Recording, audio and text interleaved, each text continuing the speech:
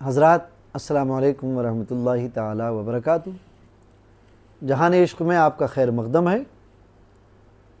अगर अभी तक भी आपने जहान इश्क़ चैनल को सब्सक्राइब नहीं किया है तो सब्सक्राइब करें, लाइक करें, शेयर करें, अपनों तक पहुँचाएँ ताकि ये इश्क़ व इरफ़ान की बातें, ये इश्क़ व इरफ़ान के जलवे आपके घरों को, आपकी नस्लों को, आपके अज़ीज़ व अक़ारिब को जहान इश्क़ में लेकर के आएँ और उनके दिलों को जिला बख्शें। यहाँ इश्क़ व इरफ़ान की बातें हैं, यहाँ हुस्न यार की बातें हैं, यहाँ कामयाबी व कामरानी की बातें हैं। हमने ख्वाब की ताबीर का भी सिलसिला शुरू किया है और काफ़ी ख्वाब हमारे पास इकट्ठा हो गए हैं। जल्द ही हम उन ख्वाबों की ताबीर भी बयान करेंगे। ये महीना रबीउल गौस है, रबीउल आखिर है, 11वीं शरीफ का महीना है, बगदाद वाले आका का महीना है। सरकार गौसे आज़म रदियल्लाहु ताला अन्हु आप नजीबुत तरफ़ैन हैं, यानी वालिद की तरफ से आप हसनी सैयद हैं और वालिदा की तरफ से आप हुसैनी सैयद हैं। तो दोनों तरफ से बरकतें ही बरकतें हैं, उजाले ही उजाले हैं, खुशबुएं ही खुशबुएं हैं, बरक़ात ही बरक़ात है। आपके वालिदे गिरामी हज़रत अबू सालेह जंगी दोस्त, क्योंकि आपको जिहाद का शौक़ था, अल्लाह के रास्ते में लड़ते थे, इसलिए आपका लक़ब जंगी दोस्त हुआ। आप इंतहाई मुत्तकी और परहेज़गार थे। वालिद गिरामी आपकी कहते हैं कि एक रोज़ आप पर वजदानी कैफियत तारी थी, कई दिन से भूखे थे, एक दरिया के किनारे, एक नहर के किनारे चले जा रहे थे कि आपको एक सेब बह करके आता हुआ दिखा और आपने वो सेब उठा लिया और भूख की शिद्दत की वजह से उसको जल्दी से खा गए। खा तो लिया, लेकिन क्योंकि मुत्तकी थे, परहेज़गार थे, दिल में ख्याल पैदा हुआ कि अफसोस मैंने ये तो जाना ही नहीं कि ये सेब किसका था, कहाँ से आ रहा है। अब उसी जुस्तजू में नहर के किनारे किनारे चलने लगे कि उस बाग में जाएं और बाग के मालिक से माफ़ी तलाफ़ी करें। बाग में पहुंच गए। हुस्ने इत्तेफाक के बाग का मालिक भी वहीं था। आपने जाकर के फरमाया, क्या आप इस बाग के मालिक हैं? फरमाया कि हाँ। शहजादे फरमाइए। कहा कि आपके बाग से एक सेब टूटकर गिरा नहर में और वो बहता हुआ जा रहा था और भूख की शिद्दत की वजह से मैंने उसको उठाकर खा लिया। अब मैं उसकी तलाफ़ी के लिए आया हूँ, उसकी माफ़ी के लिए आया हूँ। जो बाग के मालिक थे वो शेख थे, एक बुज़ुर्ग थे, हज़रत अब्दुल्ला सुमई। आपने फरमाया कि मैं मुआफ़ तो कर दूंगा, मगर आपको मेरी शर्तें कुछ माननी होंगी। कहा फरमाइए। कहा पहली शर्त तो ये है कि आप मेरे बाग की रखवाली करेंगे एक मुद्दत तक। आपने कबूल कर लिया सर झुका करके। मुद्दत दराज तक बाग की बागबानी करते रहे। एक रोज़ बाग के मालिक हज़रत अब्दुल्ला सुमई आए और कहा कि शहज़ादे, ये हमारे दोस्त साथ में आए हैं, ज़रा सेब तोड़ करके लाइए। आप गए, सेब तोड़े और ला करके खिदमत में पेश कर दिए। जब खाए गए तो वो सेब तुर्श थे, तल्ख थे, मीठे नहीं थे। कहा, शहजादे तुम इतने दिन से इस बाग में रह रहे हो, लेकिन तुम्हें अभी तक ये मालूम नहीं कि किस पेड़ का कौन सा सेब मीठा है और कौन सा तुर्श है, बदजायका है। ये तो तुर्श हैं। आपने फरमाया कि हुजूर एक सेब खा लिया था तो ये सज़ा मिली है, अगर हर पेड़ का सेब मैंने खा लिया तो दुनिया और आखिरत में पता नहीं कैसी सज़ा मिलेगी। इसलिए मैंने रखवाली तो की है, सेब खाया नहीं है।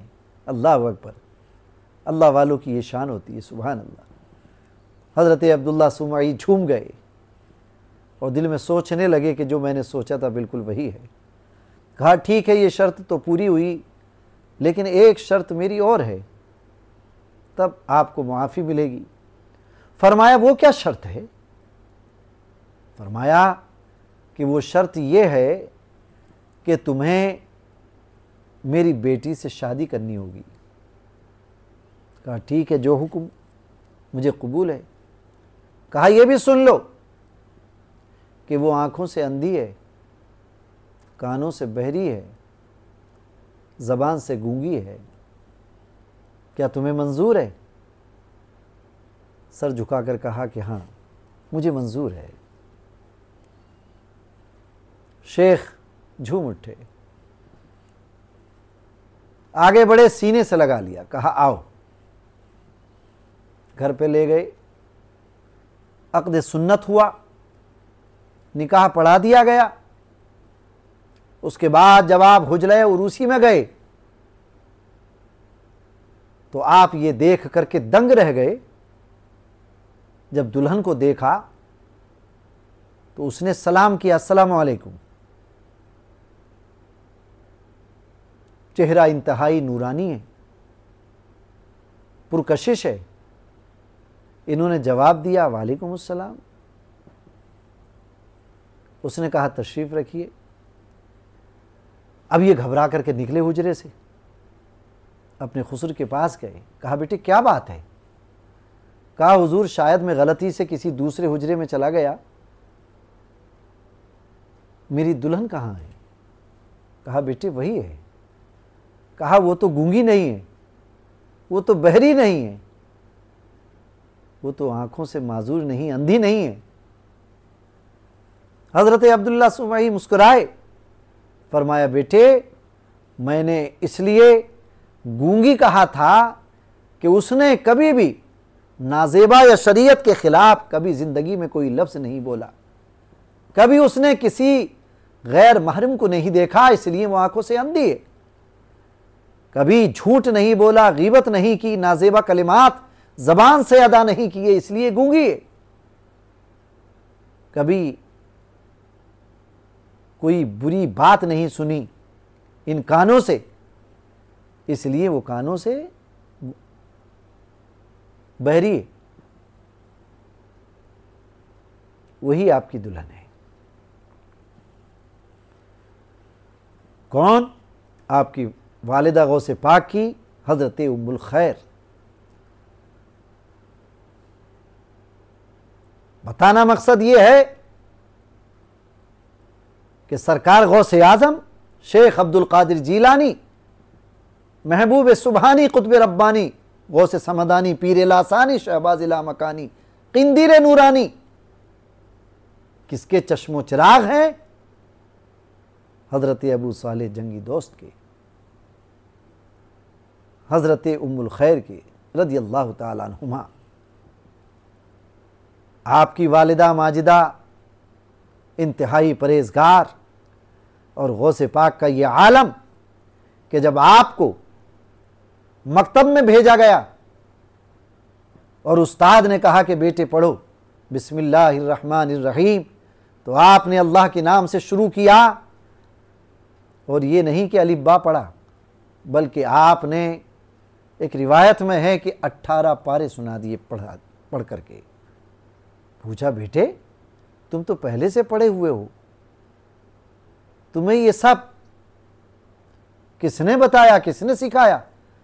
कहा, मैं जब बतने मादर में था, जब मैं माँ के शिकम में था और मेरी वालिदा कुरान पाक पढ़ा करती थी, मैं उसको सुनता था और उसको मैंने सुन करके हिफ्स कर लिया। सुभान अल्लाह, सुभान अल्लाह, सुभान अल्लाह। जब आप रास्ते में चलते तो इलैया या मुबारक की सदा आती थी, ए मुबारक इधर आओ, ए मुबारक इधर आओ, ए मुबारक फरजंद इधर आओ।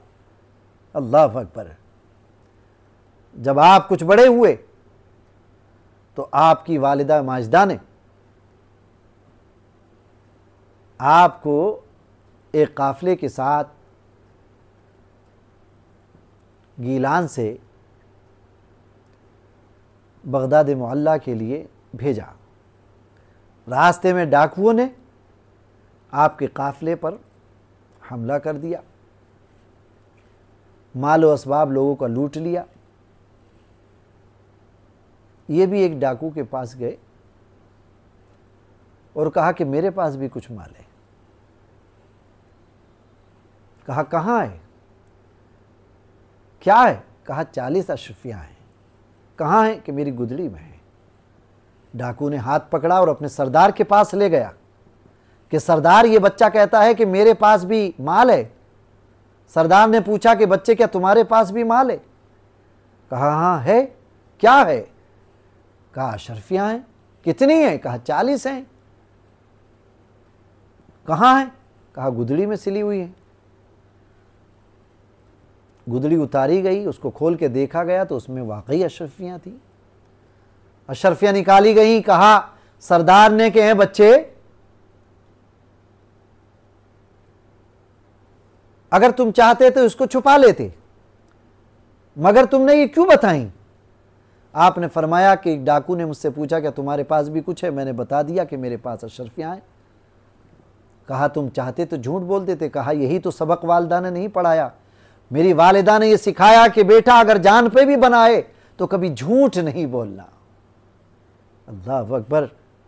जब बादशाह ने यह सुना तो मचल करके खड़ा हो गया, कदमों में गिर गया और कहा कि एक आप हैं कि बच्चा होकर के भी अल्लाह से डरते हैं, कि अल्लाह फरमाता है कि झूठों पर अल्लाह की लानत है, और एक मैं हूं कि अल्लाह के हकाम को भूला हुआ हूं अज़्ज़ा व जल्ला। मैं आपके हाथ पर तौबा करता हूं। सरदार ने आपके हाथ पर तौबा की और तमाम डाकुओं ने आपके हाथ पर तौबा की, और कहते हैं कि वो सारे के सारे जो तकरीबन 40 डाकू थे वो सब अपने वक्त के वली बने, कुतुब अब्दाल बने। शायर ने कहा है कि बचपन में न घबराए जल्लाद लुटेरों से, हक गोई से तुमने तो रहजन को सुधारा है। या गौस करम करना बेकस ने पुकारा है, मझधार में है कश्ती और दूर किनारा है। अल्लाह अज़्ज़ा व जल्ला हमें सरकार गौसे पाक रदी अल्लाह ताला अन्हु की तालीमात पर अमल करने वाला बनाए। कादरी ख़ज़ानों से अल्लाह पाक हमारी मदद फरमाए। अल्लाह करीम हमें गौसे पाक के सदक़े बाँटने वाला, खिलाने वाला बनाए। अल्लाह अज़्ज़ा व जल्ला हमें उस्मानी माल अता फ़रमाए जो यतीमों, बेवाओं, गरीबों, मसाकीन, फ़ुक़रा, अज़ीज़ों, अक़ारीब, रिश्तेदारों सबके काम आए, और जो माल हमें जन्नत में लेकर के जाए ऐसा माल अल्लाह अज़्ज़ा व जल्ला हमें अता फ़रमाए। आमीन। अस्सलामु अलैकुम।